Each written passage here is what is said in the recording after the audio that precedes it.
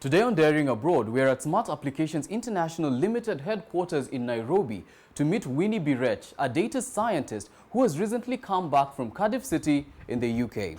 Winnie is going to take us through her day-to-day as well as share her experience of living in the US and the UK. Follow me. Oh, Winnie, hi. Hi, thank you. So this is the place you work? So how are you finding Kenya? It is 7:30 in the morning and a hard-working Winnie has just reported to work.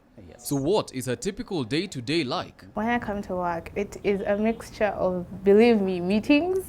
I'm just not always coding at my desk.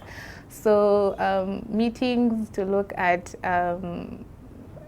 analysis tools, review them, look at the data structure of the company, see what insights I can get. It's very dynamic. Try and get business, try and sell data analytics to other companies. So generally, that's how my week will look like, not my day. Winnie was born and brought up in Nairobi. She attended Makini School for her primary education before joining Kabarak High School in 2007. And it was during this time that she discovered her love of math. I was really good at it, and I remember people asking me, so what's going to happen when you do math? Are you going to be a teacher? Like, that's where you're going to end up? And to be honest, then I didn't know where I would land. I just knew, I'm doing something that I like. True to her passion, Winnie joined the University of Nairobi Chiromo campus to pursue an undergraduate degree in math in September 2011. Upon completion, she got employed at Transnational Bank, but this was short-lived. What I wanted to do was not being offered in Kenya. And I thought, if I have the opportunity to do it outside and then bring back what I have learned outside and come back here, then why not? So that's why I applied specifically for that financial math, to do it outside, then come back home.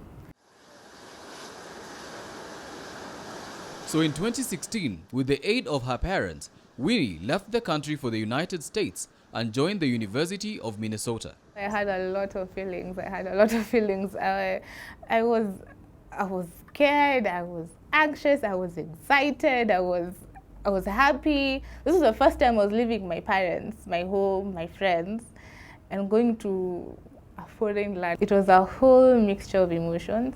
And as you would expect, Winnie found it difficult adjusting to life in the States, especially when it came to relating with the locals. Kenyans are usually warm people. I think even Africans in general are warm people. There, people keep to themselves. You could find yourself staying alone, especially if maybe you've not made friends. You could find yourself staying for long periods just alone. If you're not careful, it can all just crumble you down. This culture shock was even experienced in her schooling. Back home, you'd raise your hand up if you have a question. When you're in a setting like that, now back in the US, people just speak. So at first, I remember the first time I was in class, and then the lecturer was explaining something. Then someone just spoke and asked a question. I was like, you didn't even raise your hand, you just shot a question. So there was getting used to that. However, a determined Winnie soldiered on, and in no time, she began enjoying her stay.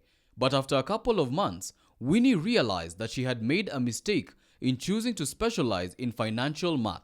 I already knew how the projection of my career post this postgrad would take me, and that meant probably working for an investment firm, probably working in the stock exchange, just financial setting. I sat back and I was like, this is not ideally where I'd see myself in the next 5 or 6 years.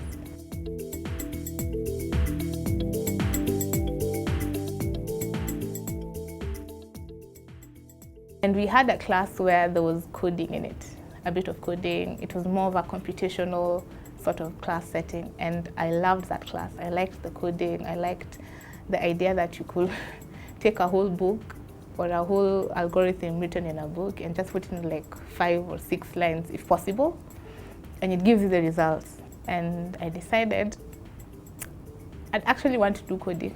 With that, she made a surprising decision to leave the United States and relocate to the UK.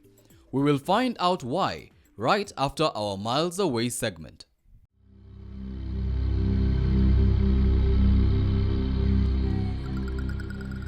Today on Miles Away, we feature the port city of Cardiff.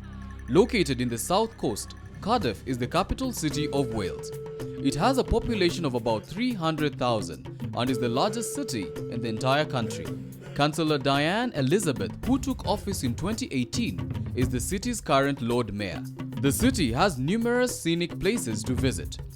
This includes Cardiff Castle in the city centre and Bute Park, both of which receive thousands of visitors each year. Another place is the Principality Stadium, which hosted the 2017 UEFA Champions League final between Real Madrid and Juventus. Cardiff is also home to Premier League team Cardiff City FC. And that's Miles Away.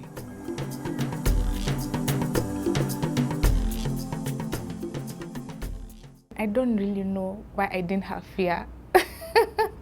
Because it's something, you know, when you're so focused on something, everything else becomes blurry. You don't even look Winnie Birech had been living in the United States pursuing masters in financial math. But after a few months of studies, she felt that that was not her preferred course. She needed a change, and after informing her parents, she decided to relocate to the UK in 2017 and joined Cardiff University to pursue masters in data science analytics instead. A data scientist is someone who, first of all, analyzes data. That's like the basic description. But there's a bit of math into it, a bit of coding into it, a bit of statistics into it. So learning algorithms, like the math itself, and then now coding the actual thing. To analyze data, to get patterns, that, you know, create more or have more insight into what you're looking at. That's a general description.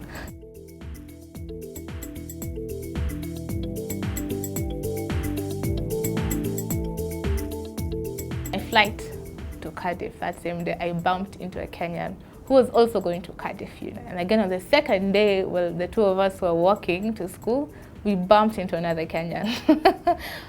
So I don't know if it was God's plan. I'm assuming it was his plan.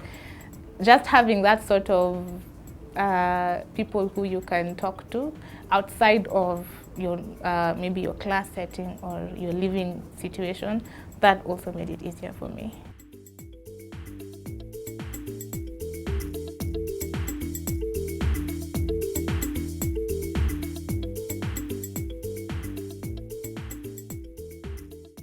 Winnie was able to complete her course within a year, and as she had promised, she landed back in the country in December 2018, albeit with a lot of fear.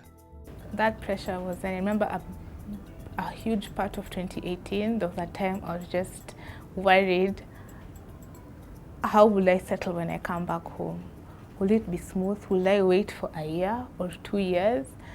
And I really prayed about it. As fate would have it, Winnie immediately got a job as a data scientist at Smart Applications International Limited. So Smart International Limited is a tech company at heart. And we came in to make the process easier for the health industry. And what do I mean by that? We were providing tech solutions for hospitals and insurances because their process of billing and claiming was very manual. So we came in with a secure and faster and reliable system where things flow in smoother. Winnie believes her experience abroad not only equipped her with important skills, but also made her who she is today. I definitely am more resilient. There's no fear, like it's reduced. I am more expressive, I am more confident, more inquisitive, and more curious. If people could do it, let them do it, please. She does admit that she still has a long way to go. Learning doesn't stop. Just because I've done my master's doesn't mean now I have reached the level where I want. I feel like you keep learning more skills every day. She also has this to say to all young ladies thinking of following in her footsteps. I will say go for it, because even the guys there don't know. Yeah, you'd think they'd know, but no, they're also floating the same way you are. So go for it. Aggressively go for it. Ask questions. Feel free to ask, because People don't know. You don't know everything 100%. Have no fear. They have no fear. Why should you have fear? And this is the advice she has for all Kenyans in the diaspora on our Diaspora Bite. Bring in the new skills you've learned. Bring in the experience you've learned, because I believe as a Kenyan, if you have an opportunity to go, please come back. You've learned so much, you've gained so much. Come back and help or build or rebuild back home.